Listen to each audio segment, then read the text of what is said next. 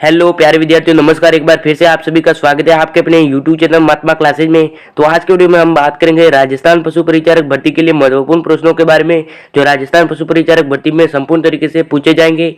जो भी चैनल को पहली बार विजिट कर रहा है तो चैनल को सब्सक्राइब और वीडियो को प्यारा सा लाइक जरूर करें। तो बिना देर के वीडियो की करते हैं शुरुआत। तो पहला प्रश्न आपके सामने है, राजस्थान राज्य की मुख्य फसल कौन सी है। यहाँ पर हमारी बाजरा हो जाएगी राजस्थान राज्य की मुख्य फसल। बाजरा क्या है? राजस्थान राज्य की मुख्य फसल। अगला प्रश्न है आपका, खानवा के युद्ध में कौन पराजित हुआ था। जो खानवा का युद्ध लड़ा गया था उसमें कौन पराजित हुआ था। यहाँ पर हमारा महाराणा सांगा हुआ था पराजित। लेकिन यह युद्ध किसके बीच में लड़ा गया था? यह युद्ध महाराणा सांगा और बाबर के बीच में लड़ा गया था 1526 में। कब लड़ा गया था? 1526। बाबर और महाराणा सांगा के बीच में, जिसमें बाबर की जीत हुई थी और महाराणा सांगा की हार हुई थी। अगला प्रश्न है आपका, राजस्थान का चपनी अकाल किस वर्ष पड़ा। जो राजस्थान में चपनी अकाल पड़ा था वो किस वर्ष पड़ा था? ये हमारे 1956 विक्रम संवत में पड़ा था। अगला प्रश्न है आपका, राजस्थान राज्य के किस जिले की सीमा मध्य प्रदेश से नहीं मिलती है। यहाँ पर हमारा जयपुर जो जिला है उसकी सीमा मध्य प्रदेश से नहीं मिलती है।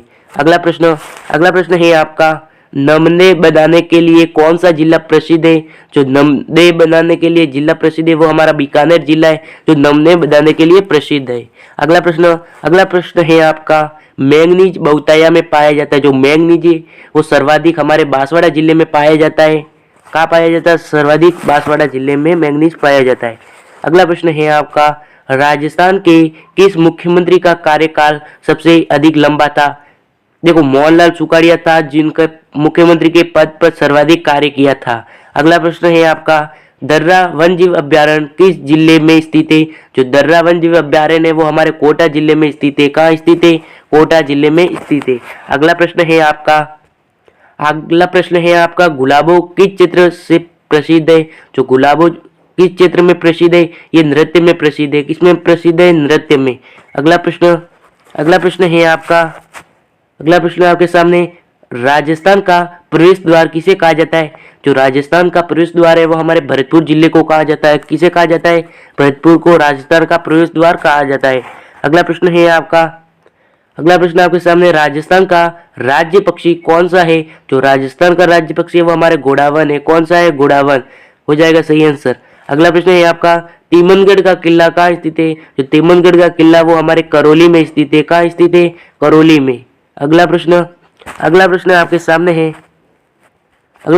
सामने है, लोकसभा चुनाव 2009 में सचिन पायलट किस स्थान से सांसद बने। ये हमारे अजमेर से सांसद बने। कहाँ से बने? अजमेर जिले से। अगला प्रश्न आपके सामने, बिजोलिया आंदोलन किसने शुरू किया था। जो बिजोलिया आंदोलन हुआ था उसको शुरू किसने किया था? ये हमारे विजय सिंह पातिक ने किया था। किसने किया था? विजय सिंह पातिक ने बिजोलिया किसान आंदोलन शुरू किया था। अगला प्रश्न है आपका, राजस्थान में नमक उत्पादन के लिए कौन सी प्रसिद्ध है। यहाँ पर हमारी सांबर झील हो जाएगा, जो राजस्थान की सबसे बड़ी खारे पानी की झील है और नमक उत्पादन के लिए भी प्रसिद्ध है। अगला प्रश्न आपके सामने है, बिसलपुर किस जिले में स्थित है। जो बिसलपुर है वो हमारे टोंक जिले में स्थित है। अगला प्रश्न है आपका, महाराणा प्रताप की मृत्यु कहाँ हुई थी। जो महाराणा प्रताप का राज तिलक तो गोकुंदा में हुआ था, लेकिन उनकी मृत्यु कहाँ हुई थी? मृत्यु हमारे चावंड में हुई थी। कहाँ हुई थी? चावंड में। और राज तिलक गोकुंदा में हुआ था। अगला प्रश्न है आपका, राजस्थान में जनसंख्या का सबसे कम घनत्व किस जिले में है। जो राजस्थान का सबसे कम घनत्व, जनसंख्या का सबसे कम घनत्व वो हमारे जैसलमेर जिला हो जाएगा सही आंसर।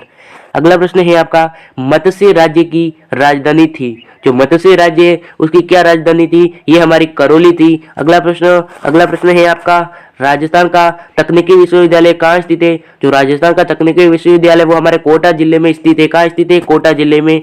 अगला प्रश्न है आपका, राजस्थान की कौन सी जनजाति पूर्वी भाग में पाई जाती है। जो राजस्थान की मेना जनजाति है वो क्या है? पूर्वी भाग में पाई जाती है। पूर्वी भाग में पाई जाती है। और दक्षिणी भाग में कौन सी जनजाति पाई जाती है? जो दक्षिणी भाग में पाई जाती है वो हमारी भील जनजाति पाई जाती है। अगला प्रश्न आपके सामने है, कौन सी नदी राजस्थान की कौन सी नदी यमुना में मिलती है? जो बाणगंगा नदी है वो यमुना में मिलती है। अगला प्रश्न आपके सामने, कालीबंगा सभ्यता किस नदी के समीप विकसित हुई है? जो कालीबंगा सभ्यता है वो किस नदी के समीप विकसित हुई है? ये हमारे सरस्वती नदी के समीप विकसित हुई है। अगला प्रश्न आपके सामने है, राजस्थान का कौन सा क्षेत्र डाक क्षेत्र के रूप में जाना जाता है? करौली और धौलपुर हो जाएगा सही आंसर। जो करौली और धौलपुर क्षेत्र है वो डाक के रूप में जाना जाता है। अगला प्रश्न है आपके सामने, बौद्ध मंदिर के स्मारक किस स्थान पर स्थित है? जो बौद्ध मंदिर के स्मारक है वो हमारे बैराट हो जाएगा सही आंसर, बैराट स्थान। अगला प्रश्न आपके सामने है, बीकानेर रियासत की कुल देवी थी। जो बीकानेर रियासत की कुल देवी थी वो कौन थी? वो हमारी करनी माता थी। कौन थी? करनी माता चूहों की देवी के नाम से प्रसिद्ध है। अगला प्रश्न आपके सामने है, राजस्थान सहेलियों की बावड़ी कहाँ स्थित है? जो सहेलियों की बावड़ी है वो कहाँ स्थित है? ये हमारे उदयपुर जिले में स्थित है सहेलियों की बावड़ी। अगला प्रश्न है आपका, राजस्थान का सबसे कम साक्षरता जिला कौन सा है? राजस्थान का सबसे कम साक्षरता मतलब कम पढ़े लिखे कम है वो जिला कौन सा है? ये हमारा बांसवाड़ा जिला जिसमें कम पढ़े लिखे लोग हैं। अगला प्रश्न है आपका, बैरेज नदी का दूसरा नाम क्या था? जो बैरेज नदी है उसका दूसरा नाम क्या था? ये हमारा आड़ हो जाएगा सही आंसर। अगला प्रश्न है आपका, राजस्थान में व्यापक मात्रा में किन्नू कहाँ पैदा होते हैं? जो राजस्थान में व्यापक मात्रा में किन्नू हमारे गंगानगर में पैदा होते हैं। कहाँ होते हैं? गंगानगर में। तो आज के लिए इतना ही। वीडियो अच्छा लगा तो चैनल को सब्सक्राइब और वीडियो को प्यारा सा लाइक जरूर करें। मिलते हैं नए वीडियो के साथ, तब तक जय हिंद जय भारत।